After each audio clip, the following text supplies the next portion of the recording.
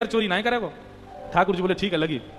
इतने में ही भगवान ने कहा कि ग्वाल बाल सब संगे है। अच्छा इतने ट्रेंड हो गए हैं कुछ ही दिनों में कि इशारों से ही समझ जाते हैं सब ग्वाल बाल ठाकुर जी क्या कह रहे हैं। ठाकुर जी ने सब ग्वाल बालों को इशारा किया। क्या इशारा किया? बोले शाम का समय हो गया है, गैया दोहने का समय हो गया है, बाहर जाओ और गायों के सब बछड़ा बछिया खोल के भाग जाओ, सब दूध बछड़ा बछिया पी जाएंगे, दूध काढ़वे को मिलेगा ही ना। इतने में ग्वाल बाल दौड़ करके गए और गौशाला में जाके सब बछड़ा बछिया खोल दिए और बछड़ा बछिया अपने अपने मैयान के थनन के मुख में लगा करके और पीने लगे। इतने में सब ग्वाल बाल आए, अरे गोपी तू यहां बैठी है, मां तेरी गैयान को सबरो दूध पी गए बछड़ा बछिया। गोपी ने उठकर के खिड़की में से देखी तो सब बछड़ा बछिया दूध पी रहे हैं, तुरंत भागी गौशाला को। ठाकुर जी ने मुंह उठा के दूर किया और मिष्टी दही गोद में लेकर बोले हम तो शर्त लगावेगी हैं। लेकर के बैठ गए। गोपी बोली मैया ऐसा उधम मचावे तुम्हारा लाला, अब बताओ क्या करें। अब मैया को हंसी भी आवे और बीच में नहीं मैं समझाऊंगी लाला को। ना मैया तुम हंस रही हो। एक गोपी बोली मेरे संग जो भयो वो कोई के संग नहीं भयो होगा। बोले तेरे संग कहा भयो? बोले मैया मेरे पतिदेव को जन्मदिन और तुम्हारा लाला सुबह सुबह आयो, आकर के मुझसे बोलो भाभी जी क्या कर रही हो?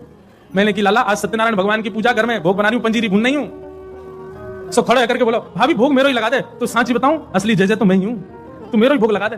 जब पंजीरी मेरे सामने धर दे मैं बैठ के भोग लगा दूंगा, सबको बांट दियो। मैंने की चल बाबड़े ऐसी आ जाए, सुबह सुबह नहावे धोवे है ना, जय बने हमारी जान को।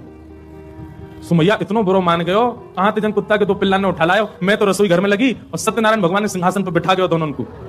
और जाते जाते बोल गो देख लियो अपने नकली जय को, देख ले एक बार।